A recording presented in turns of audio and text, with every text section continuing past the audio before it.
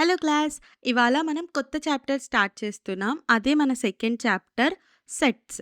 Chapter start చేసే ముందు first and foremost question what is a set? అసలు set అంటే ఏంటి? అని మీకు తెలియాలి కదా! ఇప్పుడు నేను మీకు ఎక్స్‌ప్లెయిన్ చేస్తాను చూడండి. ఎ set is a well defined collection of distinct objects. ఓకేనా? ఏంటక్కా ఎక్స్‌ప్లెయిన్ చేస్తా అని డెఫినిషన్ రాస్తున్నావు. ఈ మాత్రం డెఫినిషన్ మాకు టెక్స్ట్ బుక్‌లో దొరకదనుకుంటున్నావా అంటారా? అలా కాదు. ఇప్పుడు నేను మీకొక ఎగ్జాంపుల్ త్రూ ఎక్స్‌ప్లెయిన్ చేస్తాను. ఇప్పుడు నేను మీకొక ఎగ్జాంపుల్ రాస్తున్నాను. Set of first 5 prime numbers. ఓకేనా? ఇప్పుడు చూడండి. ఫస్ట్ 5 ప్రైమ్ నంబర్స్ ఏంటి చెప్పండి? 2, 3, 5, 7, 11 ఇంతే గదా! ఇప్పుడు చూడండి. ఇప్పుడు మనకు డెఫినిషన్ ఏం చెప్తుంది? Well defined collection of distinct objects అంట. ఓకే. ఏం చెప్తుంది? Well defined. ఓకే. ఇవన్నీ డిఫైన్డేనా? 2, 3, 5, 7, 11 మనం ఎందుకు ఇవే తీసుకున్నాం? 1, 2, 3, 4, 5 ఎందుకు తీసుకోలేదు? తీసుకోలేము. ఎందుకంటే మనల్ని ఏం అడిగాడు? Set of first 5 prime numbers అడిగాడు. అంటే మనకు ఆల్రెడీ ఒక డిఫైన్డ్ స్టేట్మెంట్ ఇచ్చేసాడు. మాకిదే కావాలి అని. అందుకే దీన్ని వెల్ డిఫైన్డ్ అంటారు. ఇప్పుడు కలెక్షన్ ఆఫ్ డిస్టింక్ట్ ఆబ్జెక్ట్స్ అనుంది. అంతే కదా! ఇప్పుడు చూడండి ఈ సెట్ ఆఫ్ 5 ప్రైమ్ నంబర్స్‌ని అంటే ప్రైమ్ నంబర్స్ లిస్ట్ ఏముందనుకోండి.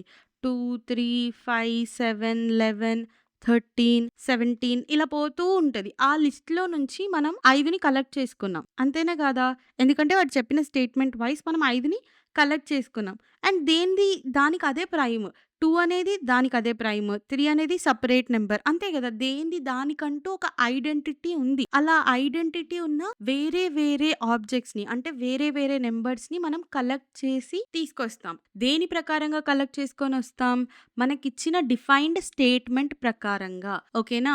దాన్ని మనం సెట్ అని అంటాము. ఓకేనా? అర్థమైందా? ఇంతేనా అక్క అయిపోయిందా అంటే లేదు. ఇంకొన్ని రూల్స్ చెప్పాలి. చూడండి. సెకండ్ రూల్ ఏంటి?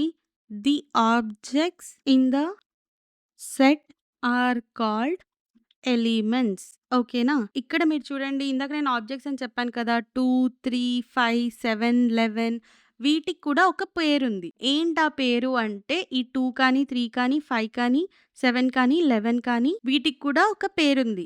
ఏంటా పేరు అంటే ఎలిమెంట్స్. వీటిని మనం ఏమని పిలుస్తాము? ఎలిమెంట్స్ అని పిలుస్తాము. ఇంకా లాస్ట్ రూల్ ఏంటంటే sets are written in closed brackets. ఓకేనా? ఇక్కడ నేను చెప్పకముందుకే రాసాను. ఇదిగో ఇలా రాస్తామనమాట. ఒక క్లోజ్డ్ బ్రాకెట్స్‌లో మనం సెట్స్‌ని రాస్తాము. ఓకేనా?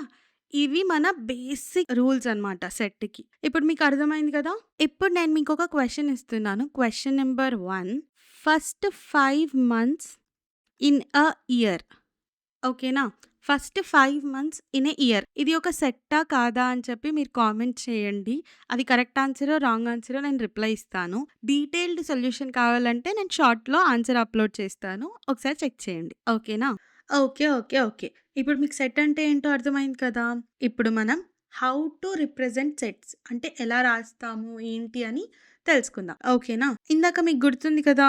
ఎలా రాసాం మనం? Set of first 5 prime numbers is equals to అని పెట్టేసి ఎలా రాసాము?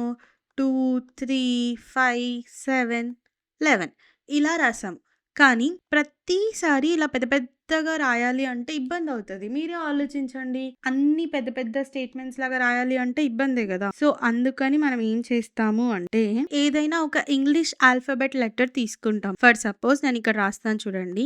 Let M is set of first 5 prime numbers. So, నేను ఎమ్‌కి set of first 5 prime numbers అనుకుంటున్నాను. అప్పుడు మనం దీన్ని ఎలా రాస్తాము? ఎమ్ ఈజ్ ఈక్వల్స్ టు 2, 3, 5, 7, 11 ఇలా అన్నమాట. ఓకేనా? ఇలా ప్రతిసారి సెంటెన్స్ రాయాలని రూల్ ఏం లేదు. డైరెక్ట్‌గా కూడా రాసేయొచ్చు. ఇప్పుడు చూడండి. క్యూ ఈజ్ ఈక్వల్స్ టు 1, 2, 3, 4, 5 అని నేను రాసాననుకోండి. మీకు అర్థమైపోతుంది కదా! Q is set of first 5 natural numbers అని. అలా అన్నమాట. ఓకేనా? ఏదైనా ఒక ఆల్ఫాబెట్‌తో రిప్రజెంట్ చేస్తాము. ఓకేనా? ఇలా మనం ఎందుకు లెటర్‌తో రిప్రజెంట్ చేస్తామో అర్థమైంది కదా! ఇక్కడి వరకు మీకు అర్థమైంది కదా! మీకు ఒకవేళ కావాలంటే నోట్ చేసుకోండి. ఇప్పుడు నేను ఈ పార్ట్ అంతా ఎరేజ్ చేసి మీకు ఇంకొక కొత్త విషయం చెప్తాను. ఇప్పుడు ఆ కొత్త విషయం ఏంటంటే roster form and set builder form. ఏటి కొత్త పేర్లు అని కన్‌ఫ్యూజ్ అవ్వకండి. నేను మీకు ఆ క్లారిటీ ఇస్తాను. ఇప్పటి వరకు మనం ఎలా రాసాము? m is equals to 2, 3, 5, 7, 11. సడెన్‌గా m ఎక్కడి నుంచి వచ్చింది అనుకోవద్దు. మీకు ఆల్రెడీ తెలుసు. Let m is set of first 5 prime numbers. ఓకేనా? ఇలా ప్రతిసారి రాయరు ఎవ్వరు. నేను జస్ట్ మీకు ఇక్కడ క్లారిటీ ఉంటది అని రాసాను. ఓకేనా?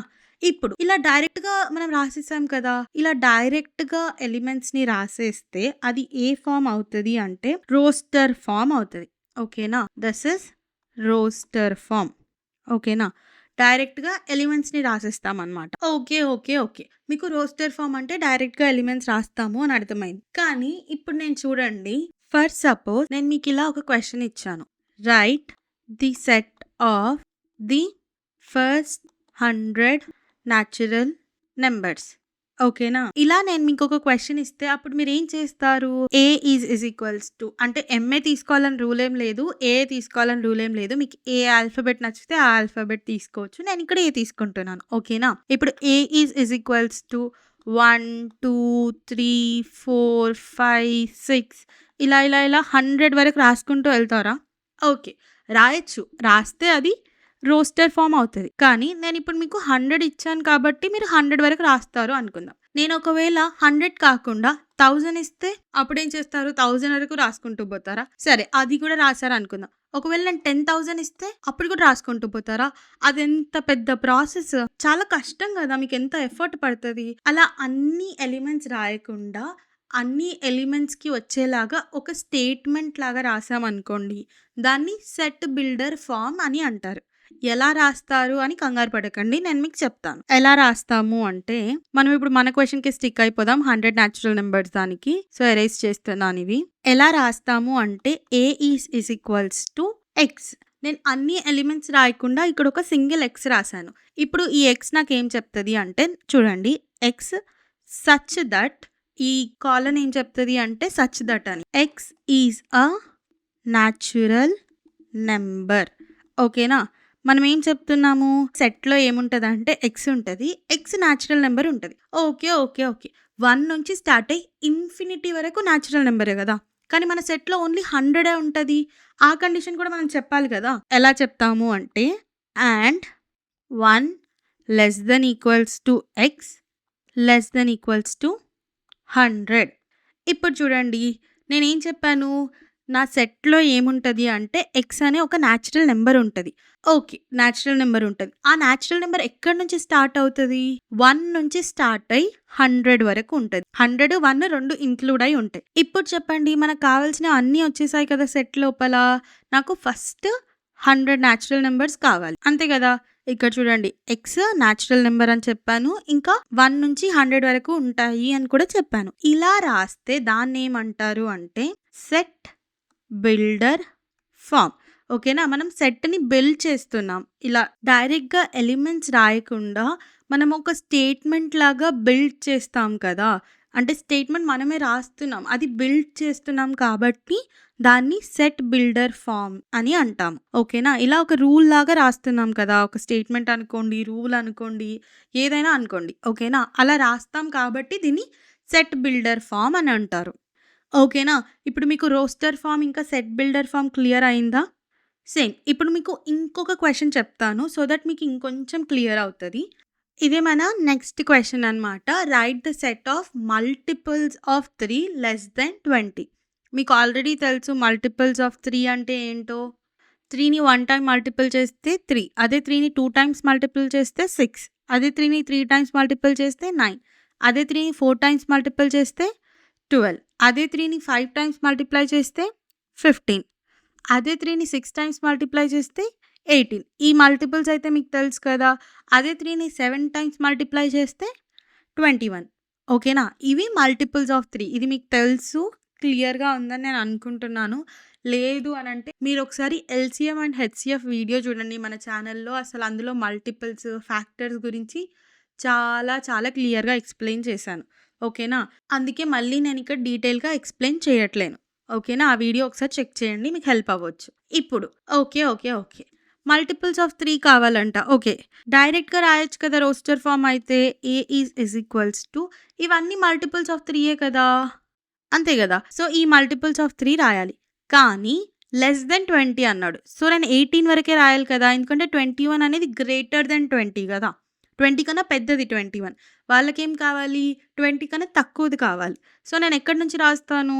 3 నుంచి స్టార్ట్ చేస్తాను. 3, 6, 9, 12, 15 అండ్ 18 అంతే. ఎందుకు అంటే నేను 21 రాయలేను. ఎందుకు అంటే నాకొక కండిషన్ ఇక్కడుంది కదా! లెస్ దెన్ 20 కాబట్టి నేను 21 రాయట్లేను మన సెట్‌లో. ఓకేనా? ఏం ఫార్మ్ ఇది? Roster form. ఎందుకిది రోస్టర్ ఫార్మ్? ఎందుకంటే మనమేమి రూల్ లాగా కానీ, స్టేట్‌మెంట్ లాగా కానీ రాసి బిల్డ్ చేయలేదు కదా సెట్‌ని. అందుకే ఇది రోస్టర్ ఫార్మ్. ఇప్పుడు మనం సెట్ బిల్డర్ ఫార్మ్ చూద్దాం. బి ఈజ్ టు నేను బి తీసుకుంటున్నాను. మీరు ఏ ఆల్ఫాబెట్ అయినా తీసుకోవచ్చు. అది పెద్ద విషయం కాదు. ఓకేనా? ఇప్పుడు మనం సెట్ బిల్డర్ ఫార్మ్‌లో ఏం చేస్తాము?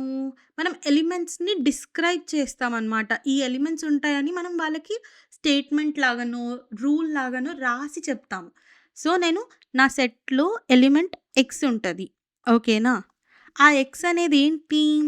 X is a multiple of 3. ఓకేనా? నా సెట్‌లో ఏం ఎలిమెంట్స్ ఉంటాయి? ఎక్స్ అనే ఎలిమెంట్ ఉంటది. ఆ ఎక్స్ ఏంటిదంటే 3 యొక్క మల్టిపుల్ అని చెప్తున్నాం. ఓకే. 3 యొక్క మల్టిపుల్స్ అంటే చాలా ఉంటాయి. 300 సో, 300 నీ సెట్‌లో ఉంటదా?